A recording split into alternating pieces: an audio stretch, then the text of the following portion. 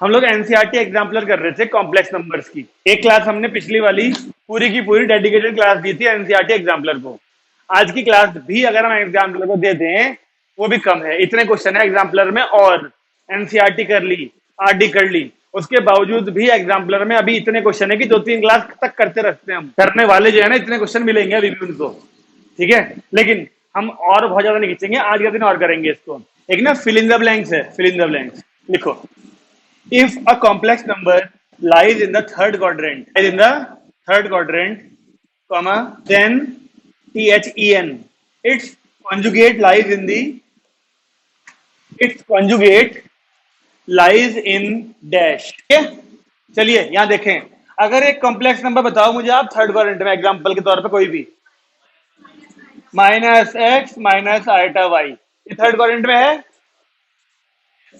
शांतनु जी आपको बता दूं, देखो ये वाली कॉम्प्लेक्स नंबर ना इस फॉर्म में होता है, देखो x प्लस आइटा वाई, ये रियल पार्ट है इमेजिनरी पार्ट, आइटा के चक्कर में इमेजिनरी बोलते हैं इसे, ठीक है। अच्छा अब ये देखिए रियल, देखो ये रियल एक्सिस होती है और ये होती है इमेजिनरी एक्सिस।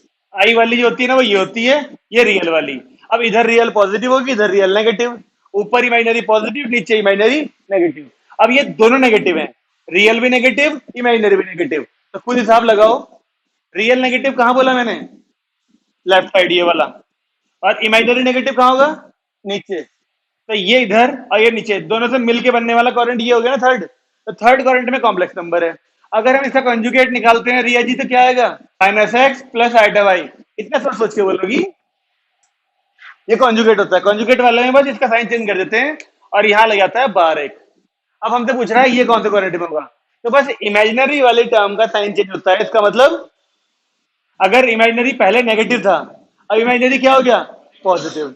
अब रियल तो अभी भी नेगेटिव ही है, रियल नेगेटिव, इमेजिनरी यहां से उठ के ऊपर चला गया था, यानी यहां आ गया ये। तो आंसर क्या आएगा, तो डैश में लिख दो सेकंड क्वाड्रेंट।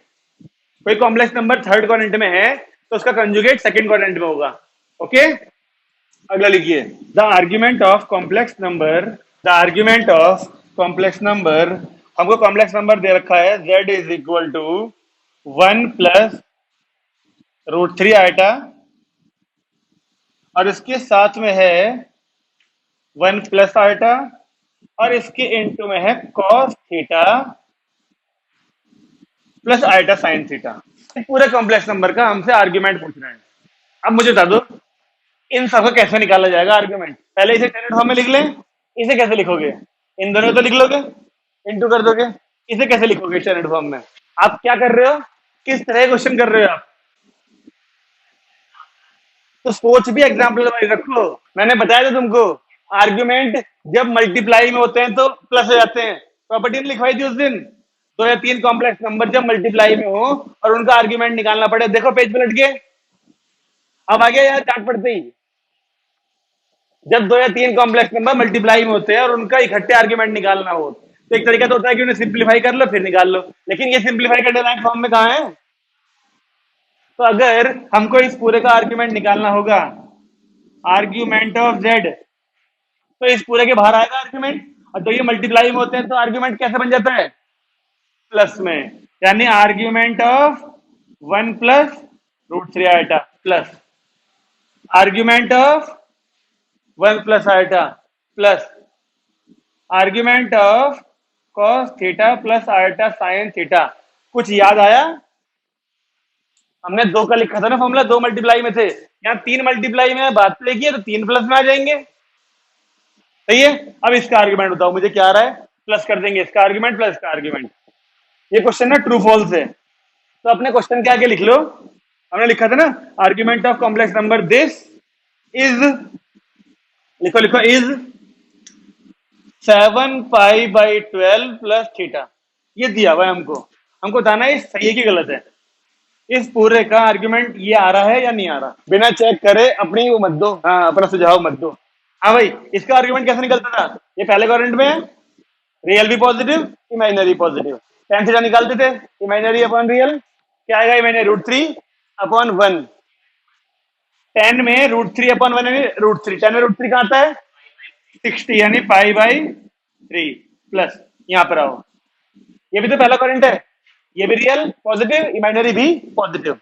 अब बताओ इमेजिनरी अपॉन रियल, 1/1, यानी 1/10 में प्लस, यहाँ पे बताओ भाई cos theta plus iota sine theta में इमेजिनरी अपॉन रियल पार्ट आएगा। लेकिन एक समस्या और भी तो है,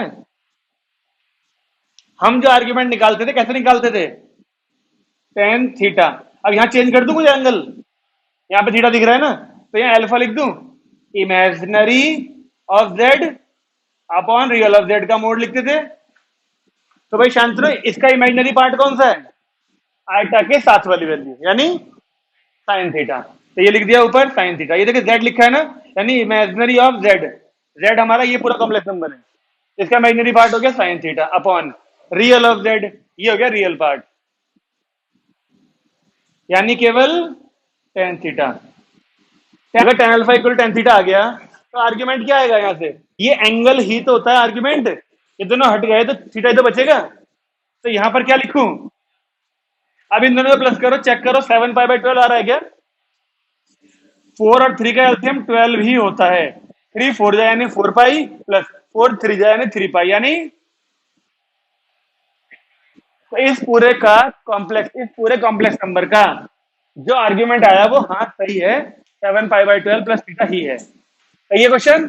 अगला लिखिए, इफ एन स्मॉल एन, ठीक है ना, is a positive integer, if n small n is a positive integer, comma, then the value of iota की power n plus 1 plus iota की power n plus 2 plus iota की power n plus 3 is 0। कह रहा है इसकी value 0 आएगी पूरे की, कह रहा है इस पूरे की वैल्यू 0 आएगी। ट्रू फॉल्स मतलब पूछ रहा है, बताइए कैसे चेक करेंगे, क्या हम इसको सॉल्व कर सकते हैं आइटा की पावर n को, बताओ कैसे। केवल आइटा कॉमन ले ले, जमीन से साफ कर दे इनके ऊपर से नीचे से, इन्हें हवा में छोड़ दे सबको। अच्छा एन भी ले लो, ये प्लस भी कॉमन ले लूंगा ये वाला, यहाँ पे आइटा की पावर n है, इसमें भी आइटा की पावर n है, इसमें भी आइटा की पावर n है, इसमें भी आइटा की पावर n है, इसलिए आइटा की पावर n कॉमन लिया जा सकता है, यहाँ बचेगा 1। यहाँ पर जब आइटा की पावर n अलग होगा तो आइटा की पावर 1 बचेगी ना। अबे यार हद हो गई, आइटा की पावर n प्लस 1 को आइटा की पावर n इंटू आइटा लिख सकते क्या, जब बेस सेम होती है तभी तो पावर प्लस होती है। अच्छे अच्छे काम करते हुए बेसिक बेसिक चीजें भूलो मत, वरना अच्छे अच्छे काम कराने का मन नहीं करेगा इस किताब को कराने का कहीं भी। इस वाली वैल्यू को तो तू ऐसे लिख सकता है कि नहीं, फिर इस वाले को लिख लेगा नहीं ऐसे करके, सब में आइटा की पावर n दिख रहा होगा, वो ले लिया कॉमन। तो यहाँ पर आइटा की पावर क्या बची 1, यानी आइटा, यहाँ पे आइटा की पावर क्या बचेगी 2, और यहाँ आइटा की पावर बचेगी 3। अभी धीरे लिखूंगा उसे तो समझ नहीं आने का कुछ भी, वरना ना उसे आने का समझ में ना, आ गया ना, अब नहीं आएगा।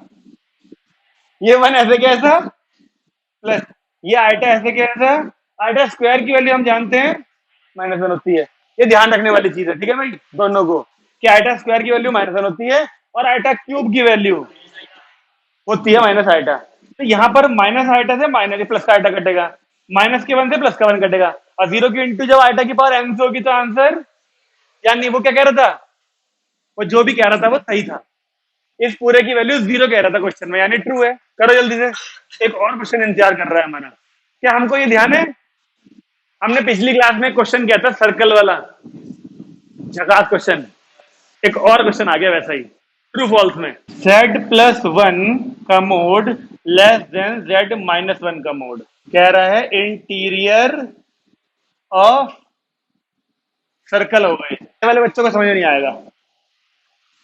बाकी जो बैठे हैं एक चिराग और एक शांतनु, आप दोनों के अलावा उस दिन सब थे ना यहाँ पर जो यहाँ बैठे हैं इस वक्त, और उम्मीद करते हैं जो डाउट रहा हो किसी किसी को, ये इसमें सर्कल वाला जो क्वेश्चन किया था हमने पिछली क्लास में, अगर किसी को डाउट आया होगा तो उसने वीडियो में देख लिया होगा घर जाके एक बार, ठीक है ना। अब दोबारा से करते हैं, हमसे कह रहा है ये मोड लेस देन ये मोड है अगर, तो जो पॉइंट आएंगे ना वो एक्स और वाई की वैल्यू ढूंढते थे जो हम, वो सारे एक सर्कल के अंदर आएंगे, इंटीरियर ऑफ सर्कल। अब ये कह रहा है ट्रू फॉल्स बताओ उसमें, तो हम सबसे पहला काम तो वही करेंगे, एक्स प्लस आइटा वाई। अगर हम देखो, अगर हम z को ले लेते हैं क्या, x प्लस आइटा वाई, तो यहां पुट करें तो एक्स प्लस आइटा वाई और एक प्लस का 1 का मोड लेस देन, यहां पर भी लें तो x plus iota y minus 1 का मोड। सही है। अब हमें पता है कि इसमें, अब शांतनु से अगर पूछें, शांतनु जी ये बताओ इसमें रियल पार्ट कौन कौन से हैं? बाकी लोग चुप रहे कृपया, ये सीख जाएगा थोड़ी देर में सब कुछ। चला सुनते रहियो। एक्स रियल है, और ये इमेजिनरी कौन से बोले थे मैंने? आइटा वाले, अभी तो तुमने बताया इमेजिनरी है ये। इस पे इमेजिनरी लिखा हुआ थोड़ी है, इसके साथ में आइटा है इसलिए इमेजिनरी है ये। तो बस आइटा वाले इमेजिनरी होते हैं, तो बाकी सारे क्या हो गए? रियल। तो अब ये भी रियल, तो ये क्या होगा फिर? क्यों? क्योंकि आइटम नहीं है इसमें। चला ठीक है ना, तो ये दोनों हो गए रियल, ये अकेला हो गया इमेजिनरी। सेम केस, ये दोनों हो गए रियल, ये अकेला हो गया इमेजिनरी। और हमारा हिसाब है कॉम्प्लेक्स नंबर में रियल वाले इकट्ठे होने चाहिए, इमेजिनरी वाले इकट्ठे। तो इन दोनों को इकट्ठे करें अगर, तो एक्स प्लस 1 प्लस का आइटा वाई, इधर भी करें एक्स माइनस 1 और प्लस का आइटा वाई। ओके, अब हम निकालते हैं ये क्या होता है भाई? मोड। और मोड कैसे निकलता है? रूट के अंदर रियल का स्क्वायर, केवल स्क्वायर नहीं, रियल का स्क्वायर प्लस इमेजिनरी का स्क्वायर में आइटा नहीं लेंगे, आइटा का कोफिशिएंट, यानी ये ऐसे कैसा, यहां भी वही काम है, यहां भी तो मोड है, तो रियल का स्क्वायर प्लस इमेजिनरी का स्क्वायर। अब दोनों तरफ स्क्वायरिंग कर दूं तो ये रूट गायब हो जाएंगे, बचेगा केवल क्या? एक्स प्लस 1 का square plus y square less than x minus 1 का स्क्वायर प्लस वाई का स्क्वायर। ये तो कट ही जाएंगे वाई स्क्वायर से वाई स्क्वायर। इसका स्क्वायर खोलेंगे तो, और इसका खोलेंगे तो एक्स स्क्वायर से एक्स स्क्वायर कैंसिल, 1 से 1 कैंसिल। इस 4x को इधर ले आऊं, मतलब 2x को इधर ले आऊं, तो क्या बन जाएगा? ये less than 0, 4x less than 0। क्या आपको ये सर्कल लग रहा है? उसने बोला कि जो इसके सेटिस्फाई करने वाले पॉइंट्स आएंगे वो सारे के सारे सर्कल के अंदर के होंगे। क्या आपको ये सर्कल की क्वेश्चन लग रही है? सर्कल की क्वेश्चन कैसे हुआ करती थी बताओ? X square plus y square equal to r square, जैसी यहां पर आनी चाहिए थी क्वेश्चन। तभी तो बोलते हैं कि सर्कल के अंदर या बाहर चेक करने वाली कंडीशन। देखो ना, अगर इक्वेशन आपकी ये आई थी x square plus y square less than 4 या लेस देन 2 या ग्रेटर देन 2, ऐसी इक्वेशन आती तो हम बोलते कि हाँ ये सर्कल की इक्वेशन है, फिर हम चेक करते पॉइंट डाल डाल के इसके अंदर कंडीशन ट्रू आ रही है या फॉल्स आ रही है, क्या आ रही है। लेकिन इसके लिए सर्कल की इक्वेशन तो आनी चाहिए थी। यहाँ तो सर्कल इक्वेशन किस चीज की है? ये इक्वेशन किस चीज की होती है? उसी की, लीनियर। ये लीनियर इक्वेशन है, एक्स की पावर 1 है। और लीनियर इक्वेशन का ग्राफ कैसे बनता है? Straight line. ये लाइन की इक्वेशन है भाई, सर्कल तो बनाई नहीं, तो क्या अंदर और क्या बाहर। तो क्या आंसर होना चाहिए इसका? फॉल्स। सर्कल की इक्वेशन आती है जो कि ये होती है, तो हम सोचते कि पॉइंट अंदर आ रहे हैं या बाहर आ रहे हैं। तो सर्कल की इक्वेशन ही नहीं आई हमारी, तो लीनियर आई है यहाँ पर इक्वेशन। और लीनियर में सर्कल वाली कंडीशन सेटिस्फाई करने का मतलब नहीं बनता, इसलिए आंसर क्या है? फॉल्स। जो दो बच्चे नए हैं वो बात ध्यान रखें। देखो भाई, x square plus y square is equal to a square, ये एक सर्कल की क्वेश्चन होती है। ये एक सर्कल की क्वेश्चन होती है, इसका सेंटर कहां होता है? ओरिजिन पे। और जो इक्वल वाली वैल्यू है ना, वो रेडियस होती है, रेडियस। ए का स्क्वायर होने का मतलब रेडियस ए स्क्वायर नहीं होगी, रेडियस ए होगी। ये बात ध्यान रखना, इन्हें भी नोट करवाई थी मैंने पिछली क्लास में, तो मैं बता रहा हूं दोनों को। ये सर्कल की क्वेश्चन है, हम लोग इसको चैप्टर नंबर 11 में पढ़ेंगे, सिलेबस में है हमारे ये। बस एग्जाम्पलर में थोड़ा सा पहले दे दिए क्वेश्चन इस चीज के, क्योंकि क्योंकि जो कॉम्प्लेक्स नंबर होता है ना, देखो ये कॉम्प्लेक्स नंबर है ना, x square x plus iota y. आप जब जब कॉम्प्लेक्स नंबर का, इस वाले कॉम्प्लेक्स नंबर का मोड निकालोगे, चेक करो मोड, रूट के अंदर क्या आएगा इसका? रियल का स्क्वायर यानी एक्स स्क्वायर प्लस इमेजिनरी का स्क्वायर यानी वाई स्क्वायर। हमेशा x square plus y square वाली फॉर्म मिलेगी, जो कि सर्कल को रिप्रेजेंट करती है। इसलिए सर्कल एक्चुअली में 11 चैप्टर में आता, लेकिन इस चैप्टर में पहले से ही आ गया, मतलब इस बुक में 5 चैप्टर में आ गया, क्योंकि complex number x plus iota y ही होगा हमेशा। जब जब उसका मोड निकालोगे वो सर्कल की क्वेश्चन को सेटिस्फाई करेगा। ओके, तो आंसर क्या है हमारा? नो, यानी फॉल्स है। अगला लिखिए, ये क्वेश्चन दिया है cos theta plus iota sine theta. हमसे कह रहा है इस पूरे की वैल्यू क्या कभी 0 हो सकती है थीटा की किसी वैल्यू पर? मतलब ये पूरा इक्वल टू क्या कभी जीरो हो सकता है थीटा की वैल्यू 10 20 30 40 50 कुछ डालने पर? नहीं, क्यों नहीं? सुनते रहना भाई, जवाब दे क्या तो सही हो। क्योंकि जिस जगह पर साइन थीटा जीरो होता है, किस जगह पे जीरो होता है साइन? हॉरिजॉन्टल एक्सिस पे, जीरो पे 180 पे, इन सब पे जीरो होता है साइन। अगर साइन यहाँ पे जीरो है तो कॉस यहाँ जीरो नहीं होता। अच्छा, कॉस होता है इस वर्टिकल वाली पे 90 पे जीरो ऊपर, कॉस 90 पे जीरो होगा तो जस्ट उसके नीचे जीरो नहीं होगा फिर कॉस। यानी कि इसका आंसर फिर क्या होना चाहिए? फॉल्स। ये दोनों किसी एक एंगल पे, उसने ये नहीं कहा कि आप यहाँ पे जीरो डाल दो यहाँ पे 90 डाल दो। ये थीटा है तो थीटा की वैल्यू एक ही डालनी चाहिए कोई। अगर आप जीरो दोनों जगह डालते हो तो इन दोनों में से कोई एक जीरो होगा। अगर आप 90 डालते हो दोनों जगह पर तब भी इन दोनों में से कोई एक ही जीरो होगा। तो एक टाइम पे कोई एक ही जीरो हो रहा है, पूरा कॉम्प्लेक्स नंबर जीरो पॉसिबल नहीं है। तो आंसर क्या आएगा? फॉल्स। और रीजन क्या लिखोगे? साइन थीटा, अबे रीजन पूछ रहा हूं।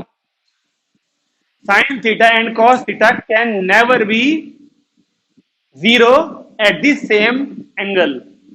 किसी सेम एंगल थीटा पे साइन और कॉस दोनों एक साथ जीरो नहीं हो सकते। टेंथ का बच्चा बता देगा ना, लेकिन तुम में से किसी से बताया नहीं।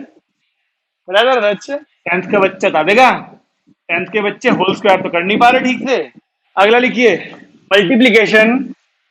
लिखो लिखो, multiplication of a non-zero multiplication of a non-zero complex number iota by iota rotates it by iota rotates it through a right angle in the anti-clockwise direction in the anti-clockwise direction। अगर हम कोई एक complex number late करें 3 + 4 iota, हमसे कह रहा है इस कॉम्प्लेक्स नंबर में किसकी मल्टीप्लाई करो? आइटा की। रोटेट वाली बात बाद की है, पहले केवल क्या है? Multiplication of a complex number by iota. यानी कि जब किसी कॉम्प्लेक्स नंबर में आइटा की इंटू करते हैं फिर वो बोल रहा है उसका रिजल्ट रोटेट इट, यानी कि वो कन्वर्ट कर देता है इस कॉम्प्लेक्स नंबर को by right angle in the anti clockwise direction. तो चेक करें जरा, ये कॉम्प्लेक्स नंबर है, इस कॉम्प्लेक्स नंबर में आइटा की इंटू करने का मतलब क्या होगा? आइटा ऐसे, आइटा इधर भी तो होगी। अब यहां भी करो, आइटा इंटू 3 + 4 आइटा, ये बन जाएगा 3 आइटा प्लस 4 आइटा स्क्वायर। अब आइटा स्क्वायर की वैल्यू थोड़ी देर पहले -1 बोली थी मैंने, तो ये माइनस का 4 हो जाएगा।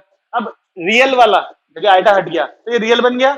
रियल पार्ट बाद में कभी नहीं लिखते, उसे पहले लिखना पड़ता है। तो ये बन जाएगा -4 + 3 आइटा। अब चेक करो क्वेश्चन, ये कॉम्प्लेक्स नंबर था, इसमें आइटा की इंटू कर दी तो अब ये बन गया। अब जरा क्वेश्चन चेक करो, वो जो लाइन बाद में उसने बोली है रोटेट इट बाई के आगे पढ़ो और इसका मतलब समझने की कोशिश करो। अगर इस कॉम्प्लेक्स नंबर को दिखाने की बात करें कहां पर होगा? हाँ, रियल भी पॉजिटिव, इमेजिनरी पॉजिटिव। तो एक्स की वैल्यू 3 ऐसे होगी और 4 आइटा ऊपर कर करी, ऐसे होगा कॉम्प्लेक्स नंबर ये रहा, यानी 3 + 4 आइटा। क्यों भाई? शांतनु और चिराग, रियल पे 3 1 2 3 यहां पर आ गया और इमेजिनरी पे 4 1 2 3 4 ऐसे करके, तो ये हो गया ना पॉइंट। 3 + 4 आइटा ये हो गया। अब जब इसमें हमने आइटा की इंटू कर दी तो ये बन गया -4 + 3 आइटा। अब -4 + 3 आइटा जो सचो कहा होगा? रियल नेगेटिव, तो यानी 1 2 3 4 इधर और 3 आइटा ऊपर।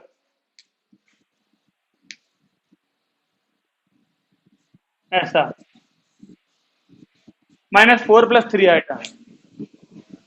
क्या इसमें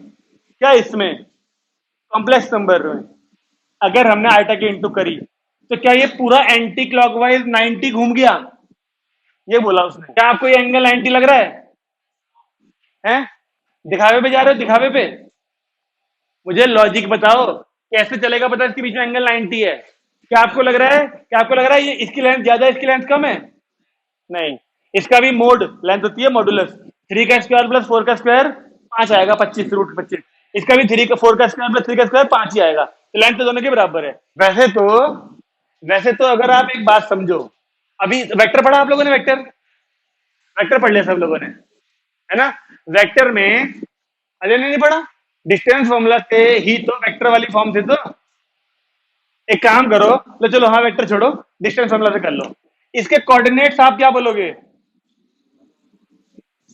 रियल वाला 3, इमेजिनरी वाला 4 बोल लो। ऐसे इसका बोलो क्या होगा। और अभी डिस्टेंस निकाल लो यहां से, वो रूट वाला formula, y2 minus y one, x2 minus x1 का square plus y2 minus y1 का स्क्वायर। तो जब ये माइनस ये करोगे तो ये प्लस हो जाएगा ना 4, 7, और 7 का स्क्वायर आएगा 49, प्लस ये माइनस ये करेंगे तो 1 का स्क्वायर आएगा 50 आ जाएगा। ये वाली वैल्यू आएगी रूट में 50। रूट में 50 का मतलब 5√2, और ये 5 था ही था, यानी रूट 25 था, ये भी रूट 25 था। क्या इन दोनों के स्क्वायरिंग और एडिंग करने पर अकेले इसके बराबर आ रहा है? इसका स्क्वायर 25, इसका स्क्वायर 25, और इस अकेले का स्क्वायर 50। तो पाइथागोरस थ्योरम फुलफिल होने का मतलब ये एंगल कितना होगा? 90। यानी इसने बात सही बोली है। जो मैं बोल रहा था ना वेक्टर, वेक्टर में भी हम इस 3+4 आयटा को 3,4 लिखते हैं, और -4+3 आयटा को -4,3, और फिर बनाते हैं पोजीशन वेक्टर। पोजीशन वेक्टर के लिए हम बाद वाला माइनस पहले वाला ही करते हैं, आयटा वो लगा के, और फिर उनका मैग्नीट्यूड निकाल देते, वही आता 5√2। अब मुझे बताओ, अगर आपने इसका स्क्वायर प्लस इसका स्क्वायर किया इक्वल टू इसका स्क्वायर आ रहा है, तो अकेली तो ये वाली साइड है ना, तो 90 भी तो इसके सामने वाला होना चाहिए। ये तो पता होगा ना, पाइथागोरस थ्योरम में हाइपोटेन्यूज के सामने 90 होता है, और हाइपोटेन्यूज ये है कि इन दोनों में से कोई सी है, ये सामने वाली है, ऊपर वाली, क्योंकि आप इन दोनों के स्क्वायर ऐड करके अकेले इसके स्क्वायर का इक्वल लिखोगे। तो आंसर क्या हुआ? ट्रू। हाँ ये सही बात है कि जब आप इसमें आयटा की इंटू करोगे तो वो मल्टीप्लीकेशन की वजह से ये complex number 90 degree anti clockwise move कर जाएगा और यहां आ जाएगा। ऐसा कोई भी क्वेश्चन हो आप लोग पता लगा सकते हो ना, पाइथागोरस से ही कर लेना, या डिस्टेंस फॉर्मूला से चल जाएगा पता आपको। लिखिए क्वेश्चन छोटा सा और, what is the principal value of amplitude of 1 minus iota? 1 minus iota. अब इसमें जो टर्म्स इस्तेमाल हो रही है ना वो नई है आपके लिए। एक तो एम्पलीट्यूड तो चलो लेंथ होती है, लेंथ है ना, लेकिन प्रिंसिपल वैल्यू, क्लास के बीच में पानी पीने की परमिशन उसी को होती है जो बोतल साथ में लाता है। ये नहीं कि क्लास के बीच में सारे जा रहे पानी पीने। हाँ भाई, प्रिंसिपल वैल्यू से तात्पर्य है उसके एंगल का, उसके एंगल का।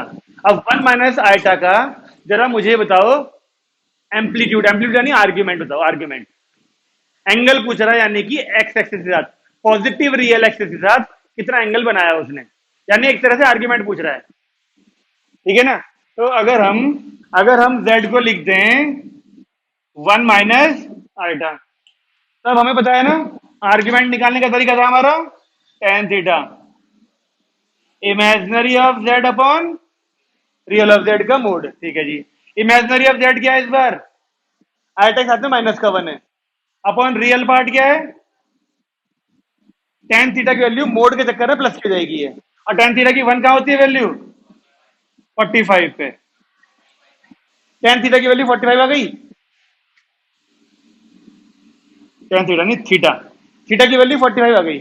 अब शांति से सोच रहा होगा ये कि 45 को ये π/4 क्यों बोल रहे हैं? बस ठीक है, तेरे को पता है ये बात। तो रेडियन में चेंज कर दिया, रेडियन में हमने, है ना। तो अब जैसे जैसे आगे बढ़ते रहोगे ना, आपको डिग्री नहीं मिलेगा कहीं भी, हर कोई रेडियन का यूज करता हुआ मिलेगा, इसलिए ये वाली वैल्यू धीरे धीरे याद हो जाती है। तो π/4 आ गया हमारा। लेकिन लेकिन हमें एक चीज और पता है ना, सिंस z इज इन कौन से क्वाड्रेंट में है ये? Real positive imaginary negative. Check करो, रियल पॉजिटिव होता है इस तरफ और इमेजिनरी नेगेटिव नीचे, यानी फोर्थ क्वाड्रेंट। और फोर्थ क्वाड्रेंट में जो आर्ग्यूमेंट हुआ करता था वो बस माइनस का थीटा हो जाएगा था। ये फॉर्मूले लिखवा रखे हैं मैंने। जब फर्स्ट क्वाड्रेंट होगा तो जो थीटा निकला वही आर्ग्यूमेंट होता है। सेकंड क्वाड्रेंट में आर्ग्यूमेंट होता है, देखो सेकंड क्वाड्रेंट में कॉम्प्लेक्स नंबर करीब करीब यहां होता है, और जो टेन थीटा से एंगल निकालते हैं वो निकलता है इसके नीचे का, यानी ये वाला थीटा। जबकि आर्ग्यूमेंट होता है हमेशा इससे बनने वाला एंगल, इस वाली से। अब बताओ, ये सेकंड क्वाड्रेंट में है तो ये वाला एंगल चाहिए हमको, तो 180 में से थीटा माइनस कर दो, ये मिल जाएगा, नहीं मिल जाएगा? तो सेकंड क्वाड्रेंट के लिए याद रखना होता है 180 माइनस थीटा। खैर, थर्ड क्वाड्रेंट की बात करें तो नीचे होता है कॉम्प्लेक्स नंबर, तो थीटा निकलता है ये वाला एंगल, हमें तो यहां से चाहिए। तो एक तो होता है 180 प्लस थीटा, और एक उल्टा घूमे तो उल्टा घूमने पे एंगल पे माइनस लगता है एक बार, तो माइनस का पाई माइनस थीटा। जब यहां से आओगे ये पूरा पाई हो जाएगा, माइनस थीटा करना पड़ेगा, ये रहा वो। लेकिन उल्टा घूम रहे हैं इसलिए माइनस। तो या तो थर्ड क्वाड्रेंट के लिए आप पाई प्लस थीटा यूज करते हैं, और या माइनस पाई अब प्लस थीटा। ऐसे ही अगर फोर्थ क्वाड्रेंट की बात करें तो यहाँ होता है कॉम्प्लेक्स नंबर फोर्थ में, तो इससे बनने वाला एंगल कौन सा होगा फोर्थ में?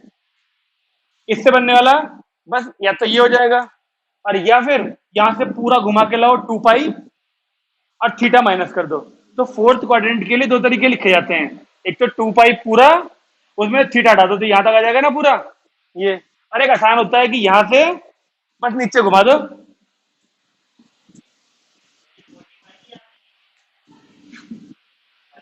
मैं तो बस दिखा रहा हूँ फोर्थ क्वाड्रेंट में,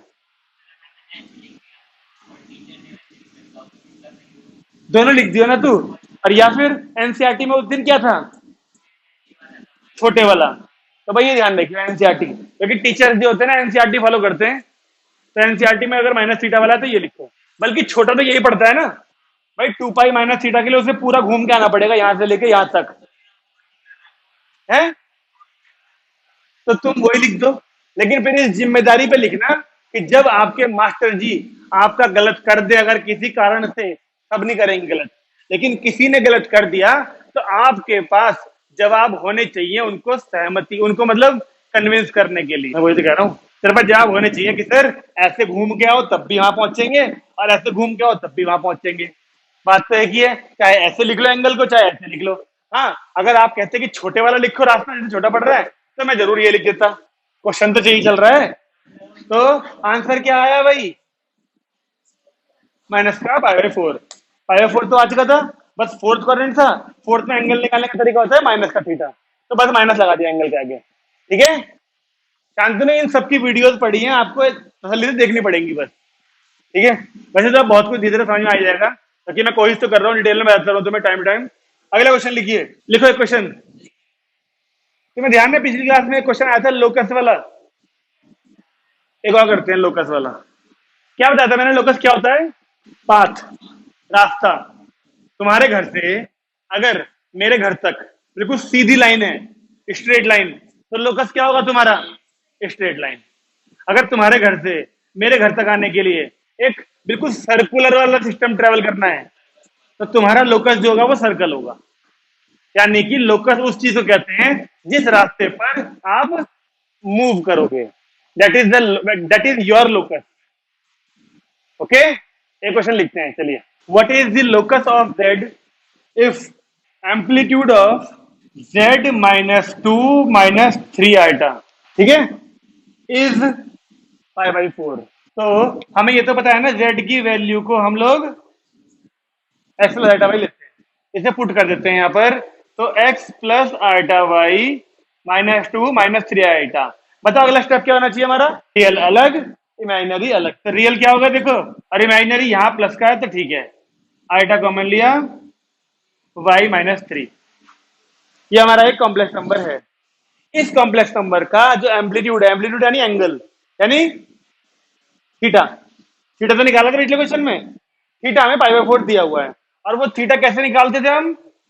tan theta imaginary of Z यानी अपॉन रियल का, चाहे तो मोड ले लो और चाहे तो मत लो। अगर मोड लेते हो तो बताऊंगा क्या होगा, अभी जरा बिना मोड के करते हैं, एक बार सुनते रहना। ये क्या हो गया हमारा एम्पलीट्यूड, आर्गुमेंट निकालने का तरीका। और यहाँ पे थीटा की वैल्यू क्या दे रखी है क्वेश्चन में हमको? तो tan45 क्या हो जाएगा? इसकी क्रॉस मल्टीप्लाई करी जाए, अगर क्रॉस मल्टीप्लाई तो क्या आएगा? x -2 is equal to y minus three. अब इसे रीअरेंज करें, वाई को इधर लाएं, एक्स माइनस वाई, अबे माइनस वन या प्लस वन, प्लस वन हो जाएगा ना इधर आके ये, x minus y plus one. अब मुझे बताओ, मैंने तुम्हें उस दिन भी सिखाया था कि जब हम भी लोकस के क्वेश्चन कर रहे होते हैं, जब भी हम लोकस के क्वेश्चन कर रहे होते हैं, जो फाइनल आंसर आता है उसको देख के चलता है पता लोकस क्या है।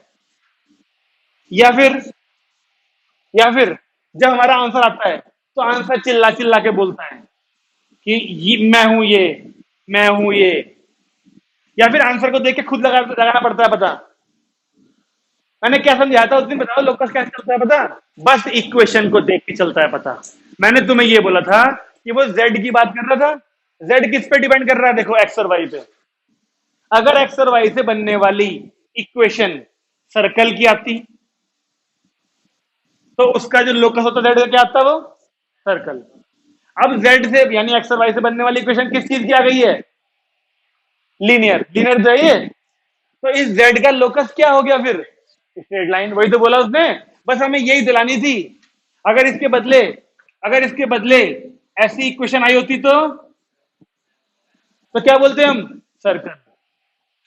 तो चिराग बाबू, आप जो वेरिएबल लेके चल रहे हो उसकी जो इक्वेशन आती है वही उसका लोकस होता है जेड का बस। तो लिखो विच इज द, इतना करो पहले। अच्छा मोड, हाँ ठीक है ठीक है। मान लो मोड यहाँ पे लगा होता। अबे जैसी जो वेरिएबल लेके चलते हैं तो जैसी इक्वेशन आती है वही लोकस कहलाता है ना। अब इक्वेशन स्ट्रेट लाइन आती आई है, इसका लोकस क्या होगा फिर, स्ट्रेट लाइन। अगर इसके बदले ऐसी इक्वेशन आई होती है यहाँ पर तो हम इसका लोकस सर्कल बोलते फिर, क्योंकि पांच सर्कल का आ गया था। ये तो एग्जाम्पल के द्वारा बताया मैंने कि जैसे इक्वेशन आती है वही लोकस होता है। यहां तक ठीक है। यहां पे लिखा तुमने which is the equation of straight line, लिखा विच इज। रिया मैडम क्या समस्या हो गई, नहीं समझ में आ रहा कुछ भी। अगर परसों वाली क्लास को आप पढ़ के आए होंगे तो ऐसा नहीं हो सकता कि आज समझ में नहीं आएगा।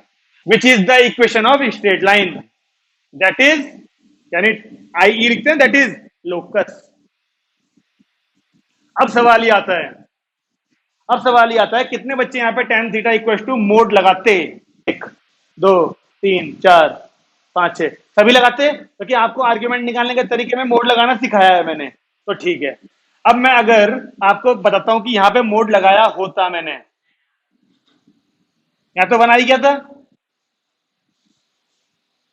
y minus three upon x, ऐसा दिखता फिर। अब आपको ये बात ध्यान है कि हमने सेकंड चैप्टर में मोड एक्स वाली चीज पढ़ी थी, इसको ब्रेक करते थे हम कैसे,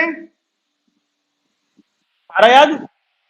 मोड को जब हटाते थे तो एक बार प्लस की वैल्यू लेते थे, एक बार माइनस की, याद है। अब मैं तुमसे कहता हूं कि आप इसको क्रॉस मल्टीप्लाई तब तक नहीं कर सकते जब तक ये मोड ना हट जाए। तो मोड को जब भी हटाते हैं और अंदर होते हैं क्या, वेरिएबल्स, तो मोड हमेशा हटने के बाद प्लस और माइनस देता है। जैसे यहां पे मोड एक्स की वैल्यू प्लस एक्स आई थी, एक बार माइनस एक्स आई थी।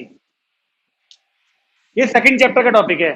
मोड के अंदर जब भी वेरिएबल आएंगे, ये दो वेरिएबल हैं और मोड को हटाए बिना तो इक्वेशन सॉल्व होगी नहीं। तो मोड हटेगा तो प्लस माइनस या तो यहां लगा लो मोड हटके, और या फिर इक्वल के सामने लगा लो इधर। नई बात है, किसी किसी के लिए तो नई बात है, लेकिन कुछ बच्चों को तो मैंने यहां पे बताया था मोड के अंदर हमेशा वैल्यू जब भी वेरिएबल आएगी। देखो अगर आपको माइनस पांच होता मोड के अंदर तो हम इसे केवल क्या लिखते हैं, प्लस का पांच। लेकिन अगर मोड एक्स लिखा है तो ये वाली प्लस माइनस दोनों में खुलेगी जब भी मोड हटेगा, अगर वेरिएबल है तो यहां पर वेरिएबल है ना दो दो, तो मोड हटेगा तो प्लस माइनस आएगा। अब अगर आप इसको प्लस का लेते, पूरे ब्रैकेट के बाहर प्लस लगाते, तो ये वाला केस बनता जो सॉल्व किया देखो हमने, हाँ है ना। ठीक है जी, तो यहां पर एक काम करूं, केस टू लिख दूं। जब नेगेटिव लेते तो यहां पर ऐसे होता, वो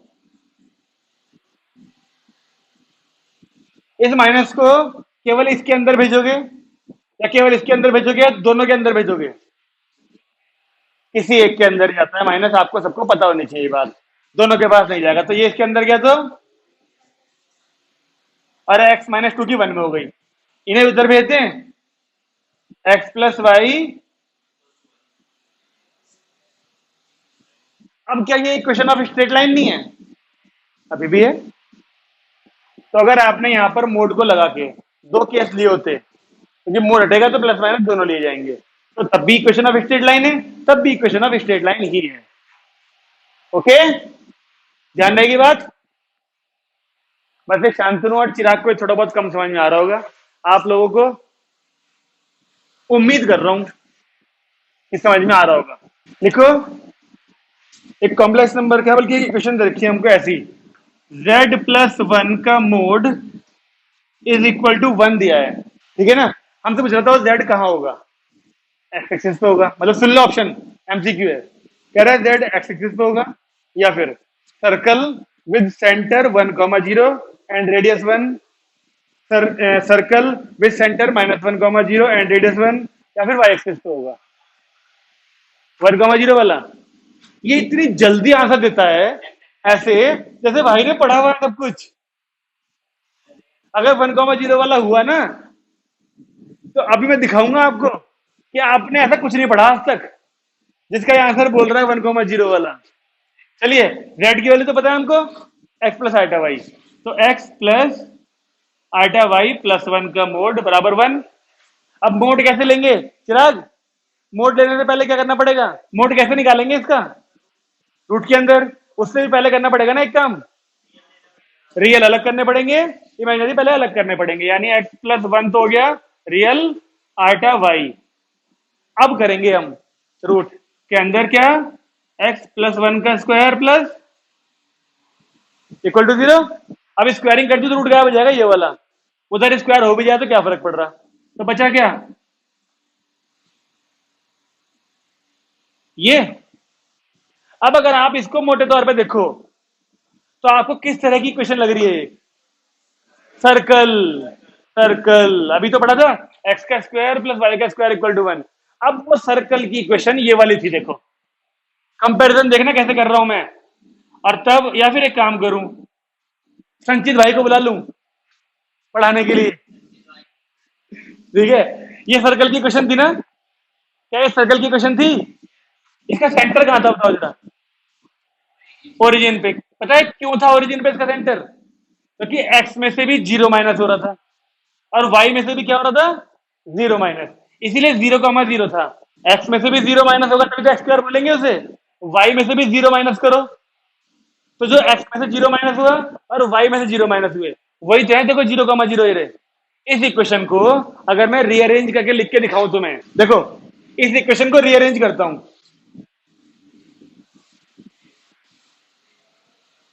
कैसे लिख सकता हूं चेक करो, है ना भाई। एक्स में से जीरो माइनस कर दिया, वाई में से भी जीरो।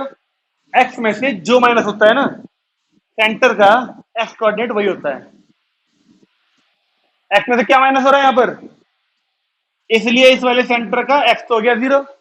वाई में से क्या माइनस हो रहा है, इसीलिए वाई का भी जीरो, तभी तो जीरो कमा जीरो सेंटर बोलते हैं इसको हम। और इक्वल वाली चीज से रेडियस होती है। अब यहाँ पे कंपेयर करते हैं, एक्स में से ये प्लस हो रहा है ना, हम माइनस वाली फॉर्म में कैसे लिखेंगे इसको, सोच के बताओ, इसे माइनस में कैसे लिखेंगे?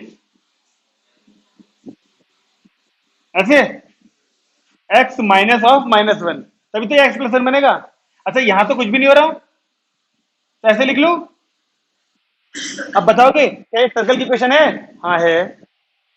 सेंटर क्या है उसका,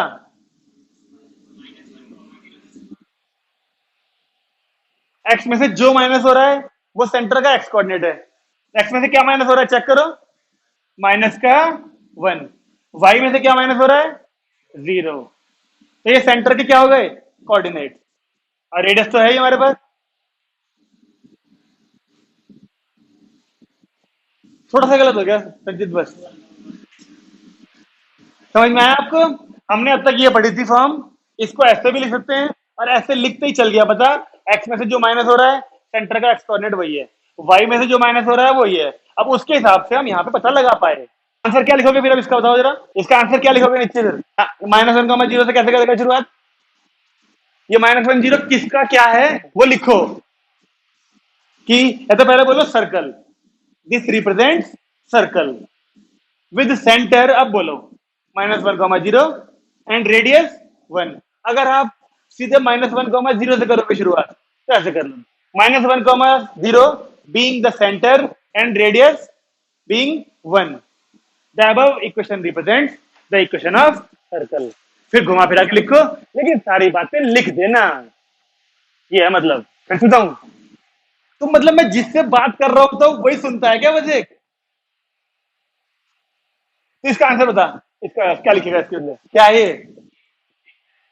और वन किस चीज की? वो पहले बोल दी हो कि this equation represent circle with centre ये एंड रेडियस 1। आगे बात समझ में? अगला लिखो, ये फॉर्मूले के हिसाब से ना जो भी इक्वल में आता है उसका स्क्वायर करना होता है। तो जो अंदर वाली वैल्यू है, मान लो यहाँ पर 9 आता है इक्वल में मान लो 9 आ रहा होता है, तो रेडियस 9 ना होती, तो 3 का स्क्वायर लिखते तो 3 रेडियस होती फिर। हाँ जी, एक और क्वेश्चन लिखते हैं, लिखिए, द एरिया ऑफ ट्राइंगल। हर तरह के क्वेश्चन हो जाएंगे, हर तरह के।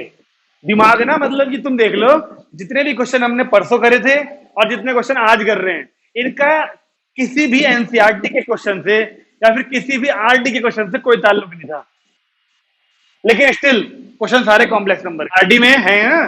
किसी ना किसी क्वेश्चन पे एनसीईआरटी एग्जाम में लिखा रहता है, लेकिन समस्या क्या है, आरडी केवल अपने हिसाब से क्वेश्चन डालता है।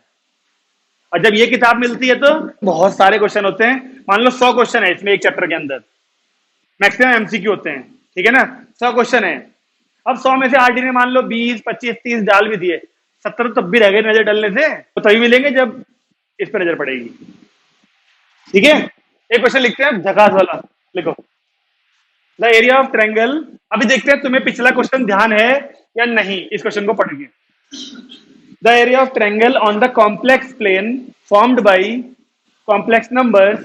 एक तो हो गया z, एक हो गया माइनस का आयटा z, और एक हो गया z plus eta z is the area of triangle है इन तीन कॉम्प्लेक्स नंबर्स का। अब वो चार ऑप्शन दिए हमको। पहला दिया हमको मोड z का स्क्वायर, दूसरा दिया हमको z बार के मोड का स्क्वायर, और तीसरा दिया हमको मोड z स्क्वायर बाई 2, और फोर्थ दिया हमको NONE। कुछ भी आ सकता है स्कूल में। मैंने कब कहा आउट ऑफ सिलेबस है? मैंने ये कहा था आउट ऑफ सिलेबस से square root of complex number था, पोलर फॉर्म है आउट ऑफ सिलेबस एनसीईआरटी के हिसाब से। लेकिन ये थोड़ी है तुम z लो, z की वैल्यू को लेट करो x प्लस आइटा वाई, तो पहला नंबर क्या बन गया? x plus iota y. आप प्लेन में दिखा सकते हो कहां पर है ये भी दिखा सकते हो आइटा की इंटू करके, और यहाँ पर भी पुट करो वैल्यू और लोकेट करो, फिर एरिया निकालेंगे। एक बना हमारा z वाली वैल्यू थी x plus iota y, minus के आइटा z को माइनस का आइटा और x प्लस आइटा वाई करा जाए तो क्या बन जाएगा ये? y माइनस या माइनस वाई, नहीं प्लस हो जाएगा, y माइनस एक्स आइटा है। तो एक तो ये बन गया और एक ये बन गया, दो कॉम्प्लेक्स नंबर हो गए। तीसरा क्या दिया हमको? रियल अलग कर लिए, दोबारा बोलिए क्या है? x माइनस वाई प्लस या माइनस, तो बोल क्या ये सही कह रहा है शख्स? ठीक है, अब हमारे पास तीन कॉम्प्लेक्स नंबर बन चुके हैं। इन तीन कॉम्प्लेक्स नंबर से हम लोग वो एरिया कैसे निकालेंगे? वो तो राइट एंगल ट्रायंगल से होता, लेकिन ये तो चले पता कि इन तीनों से राइट एंगल ट्रायंगल बन रहा है। तो अब सोचो जरा, ये x प्लस आइटा वाई है, तो ये y माइनस आइटा x कहाँ होगा? x ये रहा, और मान लो y यहाँ पर है, तो x प्लस आइटा वाई यहाँ पर होगा पहला पॉइंट ट्रायंगल बनने वाला, ठीक है। दूसरा है y minus iota x, real तो है पॉजिटिव और imaginary negative, real positive imaginary negative नीचे, तो y जितना ऊपर उतना ही नीचे, और माइनस का एक्स आइटा यहाँ कहीं तो आएगा, चेक करो, y पॉजिटिव यानी जितना ऊपर गए थे उतना ही नीचे आना पड़ेगा, और माइनस का x यानी यहाँ पर नीचे की साइड आ गया। ये बन गया y माइनस एक्स आइटा। एक पॉइंट ये रहा, एक पॉइंट ये रहा। अब इसे कैसे ढूंढोगे? इसने डायरेक्ट लिख दिया आंसर यार, भैया 3 कॉम्प्लेक्स नंबर दिखा दिए पहले इसने। हाँ, ये तीनों दिखा के सीधे आंसर लिख दिया। ये एरिया जो आ रहा है ये आ रहा है। यही करते हैं हम भी। अरे हम कैसे कर देंगे भैया ऐसे? हाँ भाई देखो, आपको 10th क्लास वाला एरिया ऑफ ट्रायंगल निकालना वाला फॉर्मूला याद है कोऑर्डिनेट ज्योमेट्री का? कट था भले, लेकिन एरिया कैसे निकालेंगे? और 10th क्लास वाला कोऑर्डिनेट ज्योमेट्री का एक पॉइंट ये मिल गया एक्स कमा वाई। अभी डिस्टेंस हमने लगाया था ना हमने, ये एक्स कमा वाई है, ये क्या है? Y comma minus x. ये भी तो मिल गया तीसरा वाला, x comma y, x minus y comma x plus y. तीनों पॉइंट है हमारे पास। तो एरिया वाला फॉर्मूला मैं लिख के देता हूँ क्या? हाफ मोड में इसको ले लें हम ए, इसको ले लें बी, और इसको ले लेते हैं सी। ट्रायंगल है ना, तीनों का फॉर्मूला क्या था? x1 y2 era y2 minus y3। आ रहा है याद कुछ? मैं पहले फॉर्मूला लिख के दिखाऊंगा तुम्हें। 1/2 x1 y2 minus y3 plus x2 y3 minus y1 plus x3 y1 minus y2। आ गया याद? हो सकता है कुछ लोगों ने पढ़ा ही ना हो आज तक, जिन्होंने पढ़ा नहीं वो देख लो ध्यान से। हाँ वैसे ही है। यहाँ भी देखो 1 2 3 है एक साथ, यहाँ पे फिर सीक्वेंस 2 3 1 वाला है वही है। मतलब 1 2 3 को वैल्यू घुमाते चलेंगे साइक्लिक में। एक पहले x1 है। यार हद हो गई, पहले तुम्हें पढ़ाया जाए। ये a, ये b, ये c। a के कोऑर्डिनेट थे x1 y1, b के लेते थे x2 y2, और c के लेते थे x3 y3। अब अगर देखो पहले हमने x1 लिया यहाँ पर, तो x1 के साथ में ये बाद वाला y2 माइनस y3 होता है। और नहीं तो फॉर्मूला देख लो और लगा लो, अभी घर जाके याद कर लेना। हाँ, पहले देखो ए पॉइंट ये रहा, बी ये रहा, और सी ये रहा। तो x1 लिख लिया मैंने ये वाला। y2 क्या है इसमें? माइनस का x माइनस y3, यही तो है y3। तो यानी minus x minus y plus x2। B point ये है ना, x2 ये होगा y। फिर y3 माइनस y1। इनको ऐसे कोऑर्डिनेट्स की फॉर्म में लिख के दिखाऊं क्या? ये वाला क्या बनेगा? ए एक्स कॉमा वाई। बी क्या है देखो ये रहा, वाई कॉमा माइनस एक्स। और सी क्या है? X minus y comma. अब तो लगा लो आराम से फॉर्मूला। ये लिखा हमने x1, फिर y2 माइनस y3 ये लिखा, फिर x2 y3 माइनस y1 लिख दिया, प्लस का x1 x2 x3 ये वाला, y1 माइनस y2 यानी y प्लस x। इसको सॉल्व करके बताओ, बताओगे? मैं ही करूंगा, तुम तो करोगे नहीं।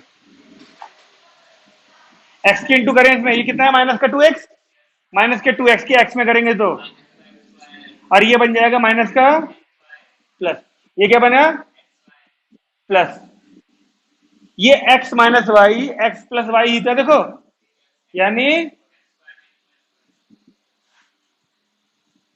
माइनस का 2x² और प्लस का x², यानी अच्छा ये तो कट गए दोनों एक्स वाई, और एक बचा केवल। अब ये माइनस कॉमन ले लें अगर, तो मोड वाली वैल्यू क्या बन जाएगी फिर?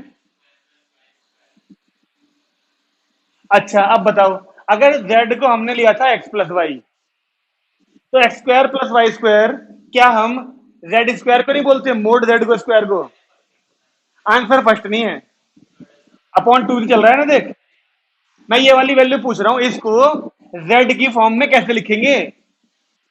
अगर केवल x² प्लस y² होता रूट के साथ तो मोड z बोलते, लेकिन रूट तो है नहीं, तो क्या मतलब हुआ इसका? मोड z का स्क्वायर ही तो है फिर वो, ये वाली वैल्यू।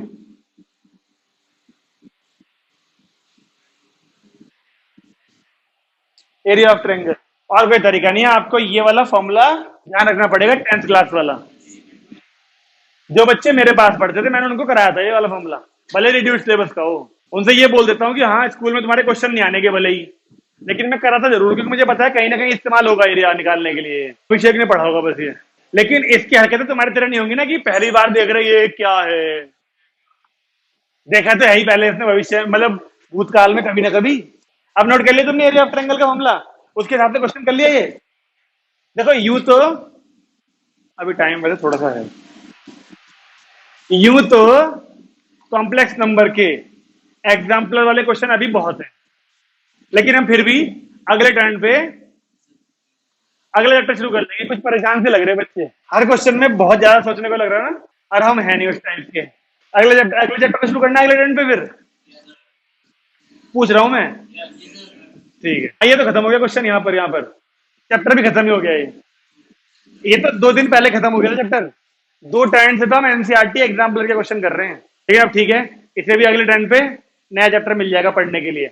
लेकिन फिर भी आप दोनों आज जाके, ये तेरे को लिंक भेज देगा वीडियोस का ना, कॉम्प्लेक्स नंबर की वीडियोस का, शुरू से देख लेना। मेरे ख्याल से आज की वीडियो मिला के 4 हुई होंगी, तो तुम्हें 3 देखनी है पिछली बस। 1-1 घंटे की होंगी वो 3 वीडियो, तो पूरा चैप्टर समझ में आ जाएगा। बाकी सबने तो कर लिया चैप्टर ये वाला। फिर हम परसों तो नया चैप्टर शुरू कर ही देंगे, चैप्टर नंबर 6, लीनियर इनइक्वालिटी। तेरे स्कूल में हो गया? अच्छा तेरे बताएगा, बताइए। स्कूल में तो नहीं कराया ऐसा कुछ।